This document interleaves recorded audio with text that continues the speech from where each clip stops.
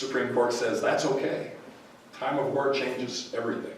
And so the Sedition Act of 1918 remains on the books. And every once in a while you hear somebody invoke that act.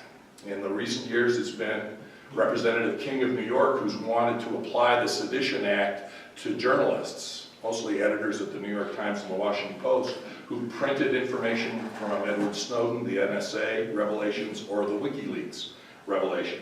But since World War I, there have been incredibly few prosecutions, and in contemporary times, no convictions on the Sedition Act. But it's still there. It's still there to be used. So, here's the larger point I'm trying to make. By history, tradition, and law, President Trump cannot silence his critics in the press or in the general population as much as he might like to try.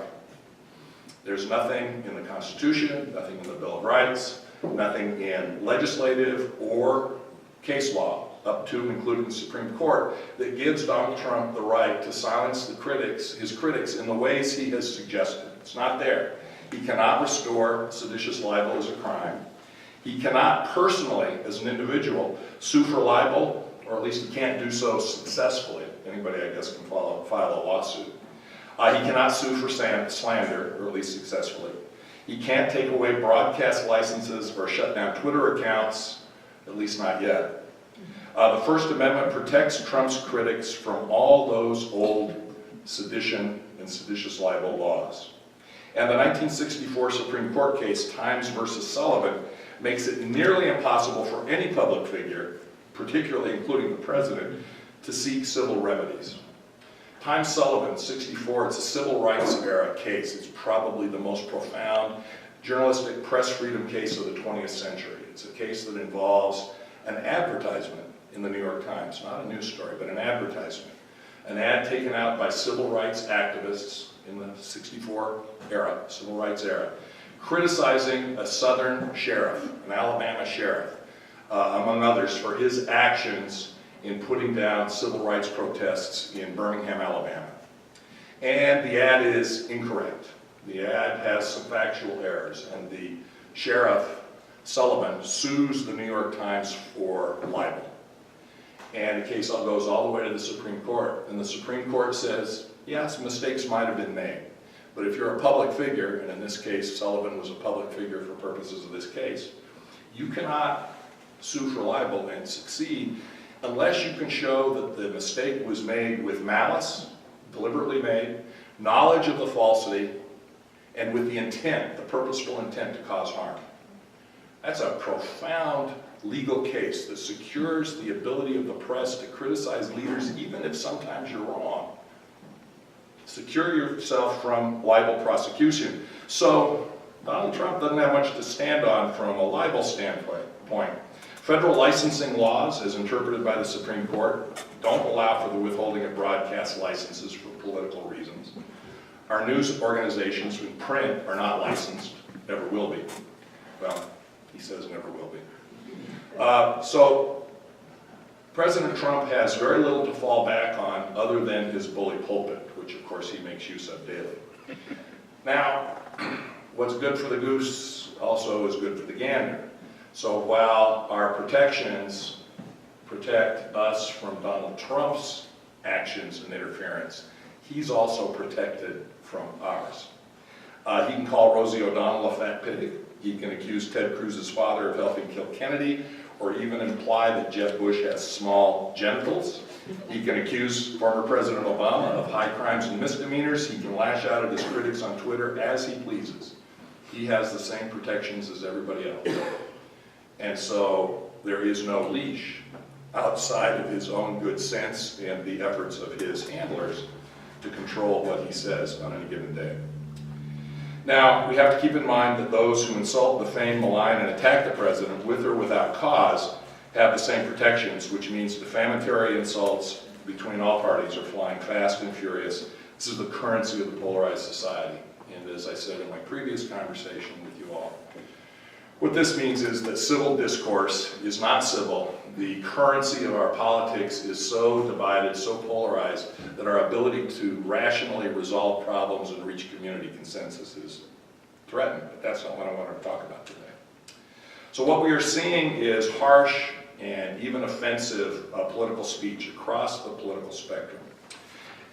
It is, except under the most extraordinary circumstances, however, protected speech. The First Amendment is not absolute. The old cliche is true. You cannot yell fire in a crowded theater. You cannot incite violence or threaten another person's safety.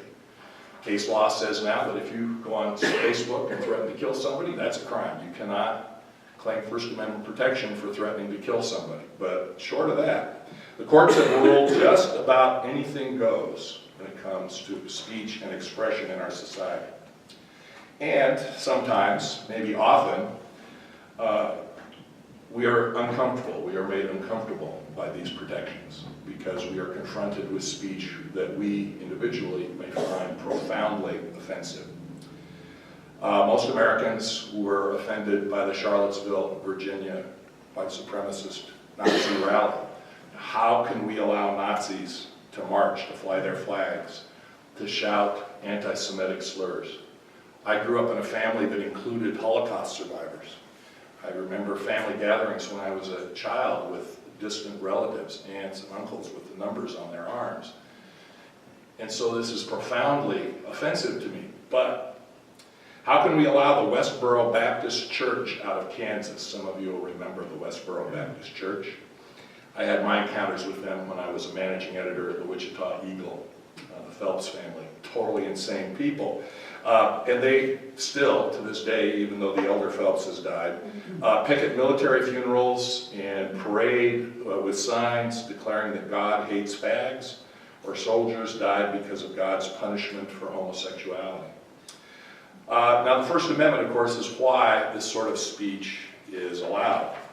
In the free marketplace of ideas, which is the philosophical concept of the Enlightenment, the concepts that were part of the founders' philosophical thinking, all ideas can be expressed, and in the free marketplace, falsity gives way to truth in the end. But no idea is so offensive as to foreclose discussion. That's the free marketplace of ideas. And it tests us, especially in these times. It tests our tolerance daily. In 2011, a father of a dead American soldier sued the Phelps family, Snyder v. Phelps. And the court determined by an 8-to-1 margin that the radical church's practices were protected by the First Amendment. Chief Justice John Roberts, hardly a liberal on the court, wrote, and this I'm quoting from him now, "Speech deals with matters of public concern when it can be fairly considered as relating to any matter of political, social, or other concern to the community, or when it is a subject of general interest and of value and concern to the public." And he goes on, speech, pardon me, on public issues is entitled to special protection under the First Amendment because it serves the principle that debate on public issues should be uninhibited, robust, and wide open. That's John Roberts. Now, the courts have also protected acts of free speech and expression, such as flag burning. In 1984, in a flag burning case out of Texas, the last one to reach the court, Justice William Brennan wrote this, and I'm quoting from Brennan, "Freedom of speech protects actions that society may find very offensive, but society's outrage alone is not justification for suppressing free speech." And then, of course, I asked about Colin Kaepernick because, it's World Series time, but I'm still an NFL fan, and I want to know about Colin Kaepernick. Justice Robert Jackson, who don't remember much, in a 1943 case that involved forced wartime recitation of the Pledge of Allegiance in a public school. This is what Jackson wrote for the majority, and it's remarkable. "Struggles to coerce uniformity of sentiment in support of some end thought essential to their time and country have been waged, pardon me, I'm so sorry, by many good as well as by evil men. Those who begin coercive elimination of dissent soon find themselves exterminating dissenters. Compulsory unification of opinion achieves only the unanimity of the graveyard. It seems trite but necessary to say that the First Amendment to our Constitution was designed to avoid these ends by avoiding these beginnings."